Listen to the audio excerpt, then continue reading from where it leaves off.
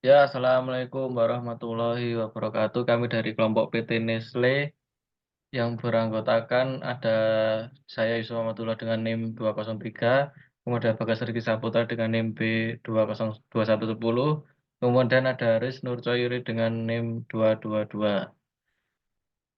Deskripsi perusahaan Nestle pada tahun 1866 dengan didirikannya Anglo-Swiss Corn Dairy Milling Company, Henry Nestle kemudian menciptakan sebuah produk makanan terobosan untuk bayi pada 1867. Dan pada 1905 perusahaan didirikan bergabung dengan Anglo-Swiss untuk membentuk yang sekarang dikenal dengan Nestle. Selama periode ini, berbagai daerah berkembang dan jalur kereta api serta penggunaan kapal uap membantu mengurangi harga komoditas, sehingga dapat memacu perdagangan barang secara internasional. Kita akan membahas mengenai yang pertama, analisis eksternal makro, yaitu ada faktor teknologi, pemerintah ekonomi, kebudayaan, demografi, sebagai strategi pemasaran di setiap negara. Yang pertama adalah teknologi. Nestle menggunakan sistem teknologi informasi sebagai keuntungan kompetitif dengan memanfaatkan corporate. Lebih dari 80.000 karyawan di seluruh perusahaan Nestle menggunakan Nikita. Untuk kegiatan bisnis seperti purchasing, marketing, bisnis intelijen, teknologi, dan manajemen sumber daya manusia, Nestle memperkenalkan perubahan teknologi secara bertahap dan terkendali untuk mencapai hasil yang lebih baik, sehingga tidak berdampak secara langsung kepada seluruh produk. Yang aspek kedua adalah pemerintah. Pemerintah memiliki peran yang signifikan dalam aktivitas Nestle. Sebagai pengawas, pemerintah bertanggung jawab untuk menegakkan peraturan yang berlaku. Kebijakan yang dikeluarkan oleh pemerintah dapat mempengaruhi operasi PT Nestle, seperti kebijakan perpajakan, perdagangan, internasional, terus kebijakan lingkungan, kebijakan ketenagakerjaan, kebijakan investasi. Selanjutnya dari segi ekonomi. Ketika ekonomi sedang tumbuh, daya beli masyarakat meningkat dan konsumsi produk Nestle cenderung meningkat juga. Namun jika kondisi ekonomi menurun, maka daya beli masyarakat juga menurun, sehingga permintaan untuk produk Nestle juga menurun. Sosial dan kebudayaan. Jika Nestle ingin membuka cabang pabrik di suatu negara, maka perlu mempertimbangkan budaya perusahaan yang berlaku di negara tersebut. Contoh, pola usaha dan kebiasaan konsumen Indonesia yang dapat mempengaruhi PT Nestle Indonesia seperti kebiasaan masyarakat dalam mengonsumsi makanan minuman, dalam rasa dan kandungan gizinya, yang hal itu harus diperhatikan dalam pengembangan produk Nestle. Kemudian dari segi demografi, variabel demografi seperti usia, pendapatan, pendidikan, dan lokasi geografis dapat menjadi faktor penting dalam memperluas pasar produk Nestle. Nestle juga melakukan survei dan riset di negara tertentu dengan memperhatikan faktor-faktor seperti sejumlah penduduk, pendapatan per kapita, usia, jenis kelamin, dan lainnya untuk menentukan harga produk yang tepat. Kemudian ke analisis eksternal mikro. Dalam hal ini, Nestle mengambil faktor dalam persaingan antar industri, konsumen dan pelaku pembelian, dan pendatang baru sebagai strategi pemasaran di setiap negara. Yang pertama ada persaingan antar industri. Nestle telah mengembangkan dan memperluas jajaran produknya secara agresif dengan meluncurkan puluhan produk dengan ratusan jenis.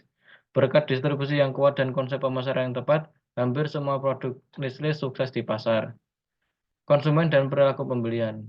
Konsumen dan perilaku pembelian Nestle sebagai perusahaan multinasional memiliki pangsa pasar yang besar karena memiliki berbagai jenis produk yang berbeda seperti kopi, coklat sereal, susu, dan sebagainya. Karena setiap produk Nestle ditujukan untuk target pasar yang berbeda. Hal ini berimbas pada banyaknya konsumen Nestle yang terus bertambah. Yang ketiga ada pendatang baru. Pendatang baru dapat mempengaruhi Nestle dalam beberapa cara, yaitu pesaing baru menawarkan produk baru yang lebih inovatif, menarik, dan relevan dengan konsumen. Menawarkan cost yang lebih rendah atau promosi penjualan yang lebih menarik, maka hal itu dapat mengancam pangsa pasar Nestle. Kemudian akan dijelaskan oleh Saudara Bagas, monggo.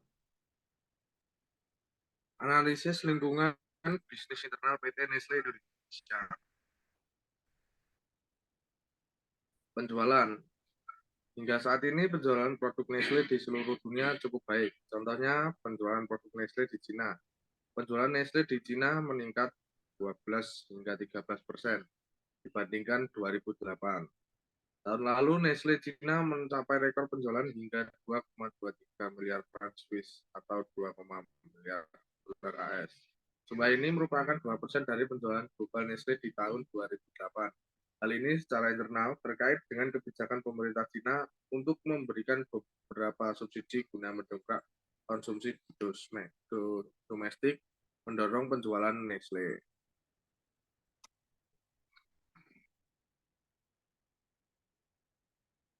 Pemasaran. Pertumbuhan brand dari Nestle ini melalui iklan yang membawa peran penting dalam menaikkan branding dari produk Nestle. Sehingga Nestle sendiri menyebarkan iklan produk mereka ke seluruh dunia untuk meningkatkan penjualannya. Sumber daya keuangan. Laporan keuangan setiap cabang pada PT Nestle dilaporkan dalam jangka waktu seminggu sekali. Dengan diterapkan hal ini, maka Nestle Pusat akan mengontrol keuangannya dengan baik sehingga dapat menghindari terjadinya rentang kontrol dalam keuangannya. Selanjutnya, sumber daya manusia. PT Nestle biasanya selalu melakukan rekrutmen secara terbuka yang berbeda di setiap lokasinya, dan perusahaan selalu mengutamakan orang-orang yang tinggal di negara tersebut untuk merekrut karyawan sesuai budaya perusahaan di negara tersebut. Namun perusahaan Nestle selalu membawa tenaga ahlinya dari negara asal karena sumber daya manusia masing-masing negara berbeda. Penelitian dan pembangunan. PT Nestle sebelum menerbitkan suatu produk tentunya melakukan survei dan penelitian pada target pasar terhadap produk yang akan dikeluarkan agar dapat mengetahui kekuatan dan kelemahan pada produk tersebut. Agar nantinya produk yang dikeluarkan ini dapat kepuasan saat diterima oleh konsumen. Nestle juga melakukan uji pasar produknya sebelum produk itu benar-benar dipasar luaskan.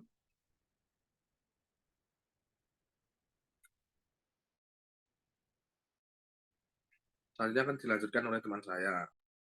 Baik, analisis SWOT pada PT Nestle Indonesia yaitu Strength, Weakness, Opportunities, dan Threats. Strength. Nestle adalah produsen pengganti susu terbesar di dunia. Nestle adalah perusahaan yang selalu ingin berkembang, dan salah satu upayanya adalah kampanye iklan besar-besaran sebagai bagian dari strategi pemasarannya. Next, Mas. Weakness. Namun, jika diamati lebih dekat, penjualan menurun pada tahun 1999 karena penjualan Nestle yang lemah.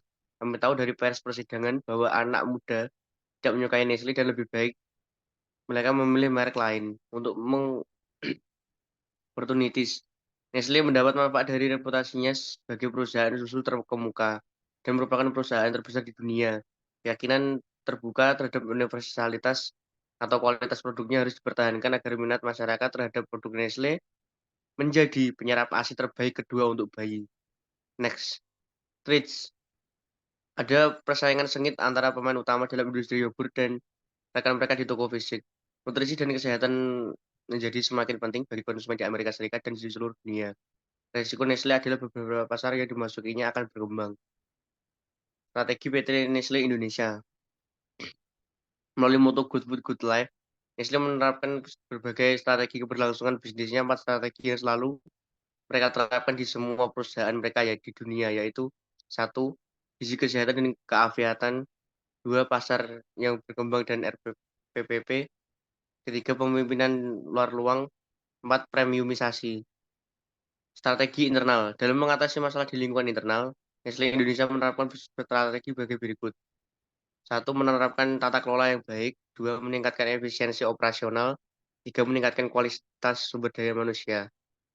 Next. Strategi eksternal. Salah satu strategi eksternal terbesar yang diterapkan oleh Nestle adalah sustainability. Beberapa program sustainability mereka dijelaskan melalui website resmi nestle.co.id seperti aksi pengurangan sampah, perlindungan alam, hingga penggunaan bahan baku yang berkelanjutan untuk produk mereka. Dalam mengatasi masalah di lingkungan eksternal, Nestle Indonesia menerapkan beberapa strategi. Di antaranya, 1. Menjalin kemitraan strategi dengan pemasok dan mitra bisnis lainnya. 2. Melakukan diversifikasi produk dengan selera konsumen. 3. Menjaga hubungan yang baik dengan regulator dan pemerintah. Analisis BCG. Untuk mendapatkan pemahaman yang lebih baik tentang Nestle, analisis BCG harus dilakukan dengan mempertimbangkan vertikal dan produknya. Dalam vertikal, minuman cair dan bubuk, panganan, dan kue kering, coklat, makanan siap saji dan dimasak serta produk susu, Nestle adalah bintangnya. Menikmati pangsa pasar yang besar dan peluang pertumbuhan yang besar dalam sektor perawatan hewan peliharaan. Hal ini menjadi sebuah tanda tanya karena Nestle memiliki pangsa pasar yang kecil dengan pertumbuhan pasar yang tinggi, sedangkan sektor vertikal air tidak berbeda karena pangsa pasar yang rendah dari pasar yang sangat jenuh untuk menampilkan pemain internasional dan lokal di masing-masing sektor target pasar mereka. Next.